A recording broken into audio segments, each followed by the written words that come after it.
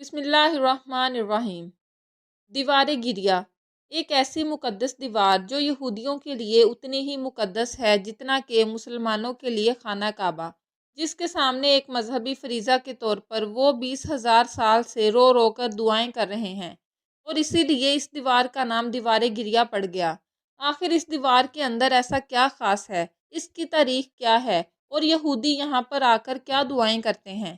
انہیں کس مسیحا کا انتظار ہے، اور آنے والے وقتوں کے اندر اس دیوار سے وہ کیا ارادے رکھتے ہیں؟ یہ سب باتیں ہم آپ کو آج کی اس ویڈیو کے اندر بتائیں گے، کیونکہ اس دیوار گریہ کی تاریخ فلسطین کے موجودہ حالات اور مستقبل میں ہونے والی تیسری عالمی جنگ سے جڑے ہوئے ہیں۔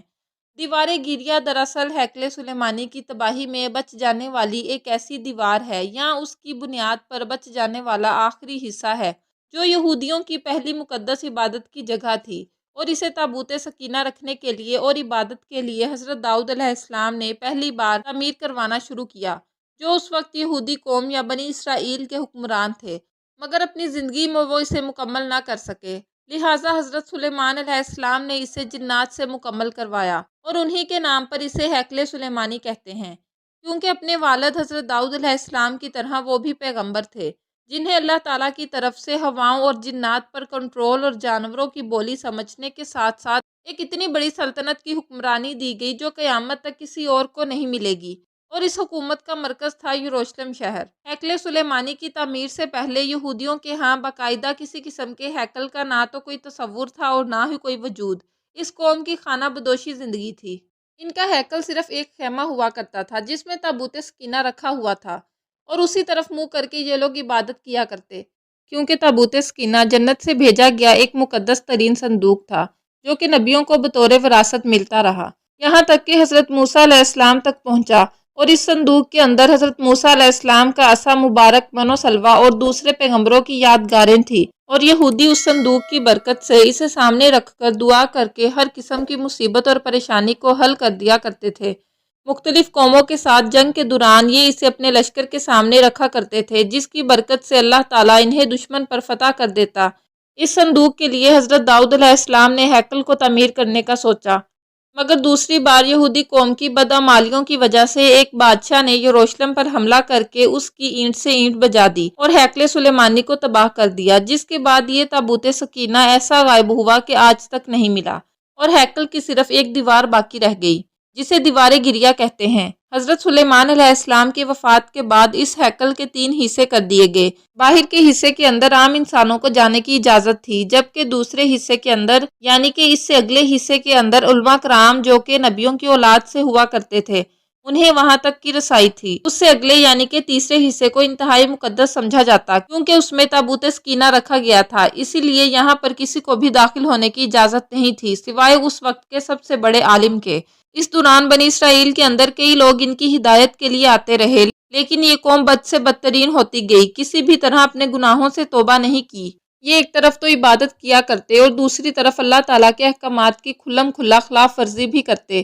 ان کے اس دوگلے پن اور منافقت سے اللہ تعالیٰ سخت جلال میں آئے، کیونکہ ان کے پاس بے شمار نبی بھیجے گئے، لیکن یہ قوم سدھرنے کو تیار نہیں تھی، حتیٰ کہ ان کی شکلیں تبدیل کر کے بندر اور سور کی طرح بنائی گئی، طرح طرح کے عذاب دیے گئے، لیکن یہ باز نہیں آئے۔ ان لوگوں نے کاروبار شروع کر دیے، جادو سیکھنا شروع کر دیا، قتل و غارت اور بے ایمانی کے اندر حد سے بڑھ گئے۔ پھر ان کے اوپر آخری عذاب کا کوڑا یوں برسایا گیا کہ اب اللہ تعالیٰ کی ذات نے انہیں دربدر اور لاوارثوں کی طرح چھوڑ دینے کا فیصلہ کیا، لہٰذا بابل کے بادشاہ بخت نصر نے ان کے ملک پر ایسا حملہ کیا کہ کوئی عمارت سلامت نہ رہی۔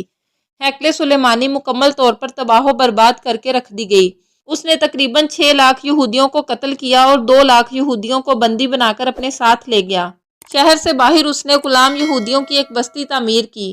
17 سال تک ہیکل سلیمانی صفحہ ہستی سے یوں مٹا رہا۔ دوسری طرف نصر نے تابوت سکینہ کی ایسی بے حرمتی کی کہ اسے گندگی والی جگہ پر پھینک دیا۔ کہا جاتا ہے کہ اس کی اس حرکت کا عذاب اس کے پورے ملک پر نازل ہوا۔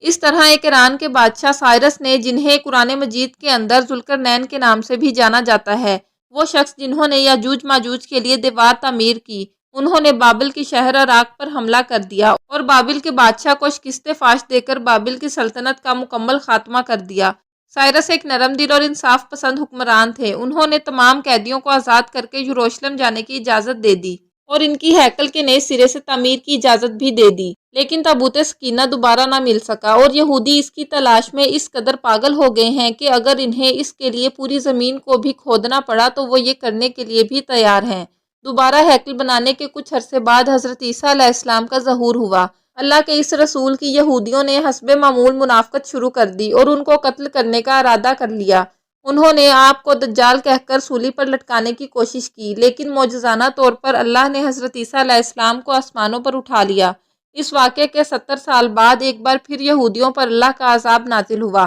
اور اس بار اس عذاب کا نام ٹائٹس تھا۔ یہ بخت نصر سے بھی زیادہ ظالم ثابت ہوا اور یہودیوں کو یروشلم سے باہر نکال پھینکا، اور 1900 سال تک در بدر بھٹکنے کے بعد جب برطانیہ نے فلسطین پر قبضہ کیا تو ساتھ ہی ایک ناجائز بچے اسرائیل کو فلسطین میں جنم دے دیا،